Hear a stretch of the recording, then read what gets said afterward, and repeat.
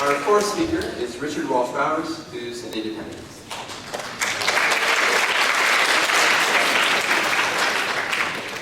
Hello everybody. I'm a psych professor at Wilfrid Laurier University, where I specialize in community psychology and also in the history and philosophy of psychology.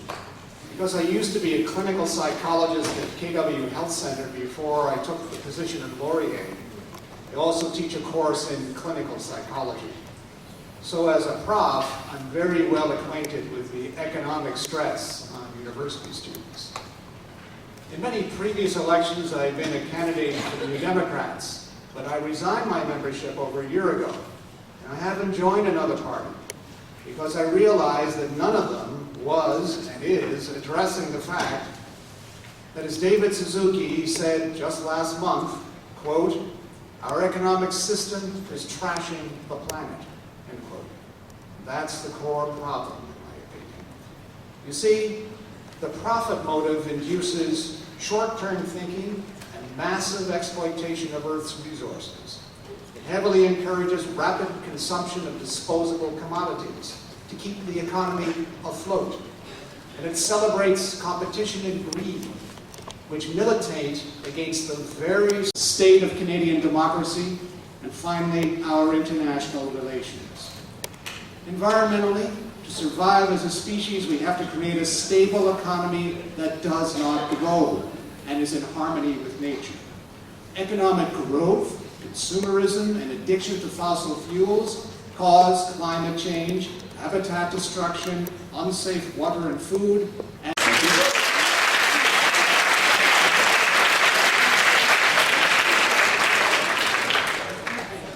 Our fifth speaker is Kathleen McCone from the Green Party.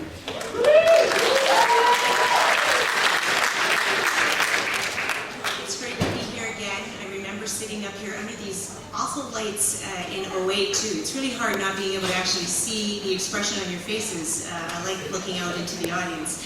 I guess it works well for you. Just so you don't get confused too, Mr. Walsh-Bowers he would be very welcome in the Green Party, and you can tell by the passion he has in his voice and the kinds of things he's concerned about are the kinds of things that the Green Party is trying to address. So if you're really into cooperation, I'll challenge you. Our sixth speaker is Andrew Telegdi of the Liberal Party.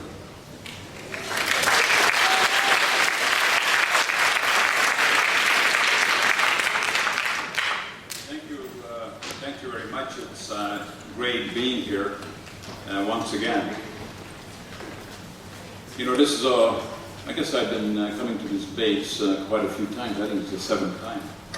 And I'm really impressed with the school spirit down here. Last year I was able, in a small way, to assist Jamie Rooney and Ben Morrison as they biked across Canada to raise awareness of the Canada Road Youth Exchange and assist Mozambique. And you guys were great in helping them. Now, that's not the first time I became involved with WCI. When I was the executive director of Youth in Conflict with the Law, we had some kids that would get in trouble.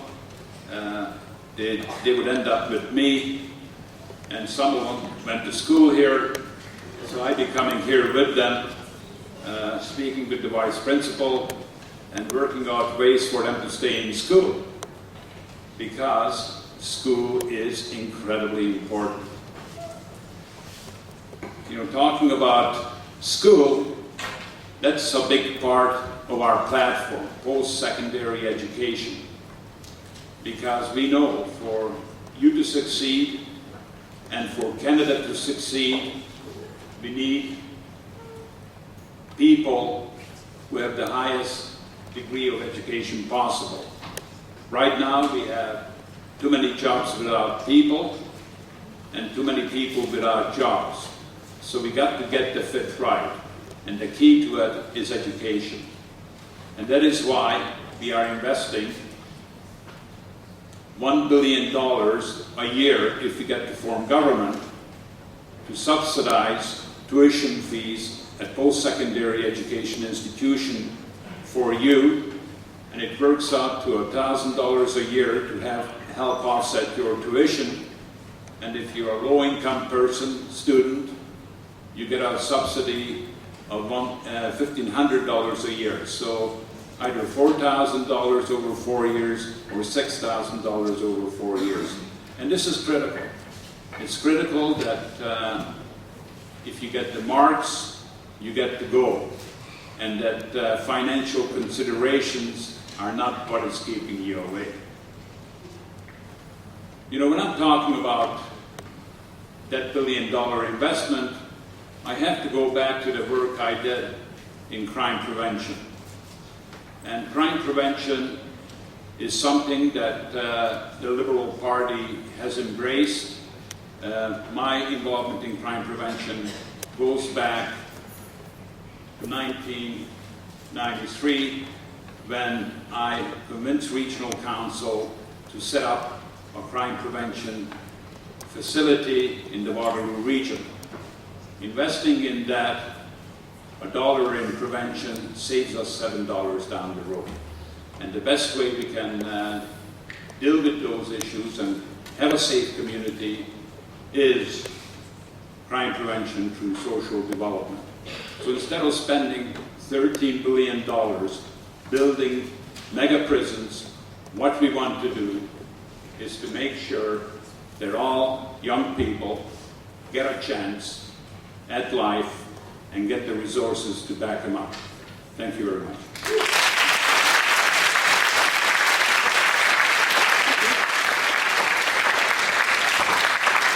Final speaker is Peter Braid of the Conservative Party.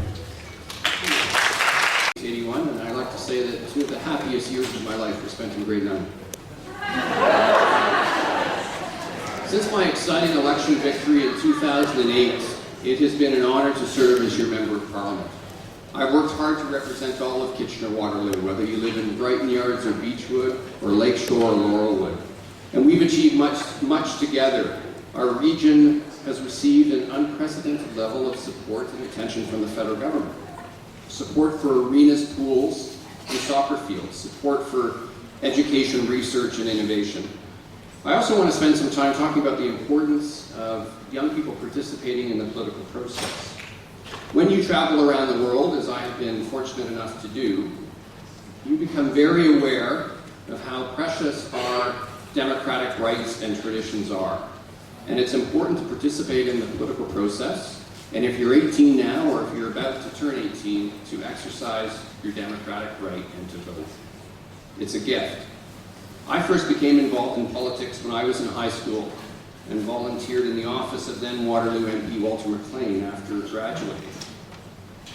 That experience provided my introduction to politics, set me on the path to a number of valuable volunteer and work experiences, ultimately culminating in my election as the MP in 2008. I got involved in politics because I believe it is one of the highest forms of public service, provides a wonderful opportunity to make a difference for a community. Finally, I want to spend a moment talking about the backdrop of your more immediate future. Some of you from time to time may pause and reflect on the weight of the challenges that your generation faces. Climate change, the state of the world economy, for example. Whatever challenges we may face, never lose sight of the ability of humanity to triumph. We are indeed very fortunate to live in this country and in this community. Canada respects and promotes human rights, embraces diversity, and provides limitless opportunities. Here in Kitchener-Waterloo, we are a world leader in education, research, and innovation. We have the talent and the spirit of collaboration to achieve anything. Here among you may be the next inventor of a new cutting-edge technology or a smarter, greener automobile. Or one of you may be provided, as I have been, with the privilege of public service. Whatever path you take, make the right choices, reach your full potential, pursue your dreams, and seize your moment in history. Thank you. Great. What I would like to ask you today, Mr. Braid, is a question that definitely hits home with us youth, especially coming from a school that values diversity and inclusivity. So how can you justify, as a member of the Conservative Party of Canada and representing Stephen Harper, kicking out 2 University of Western students from a Stephen Harper rally 2 weeks ago, simply because of their so-called liberal ties on Facebook?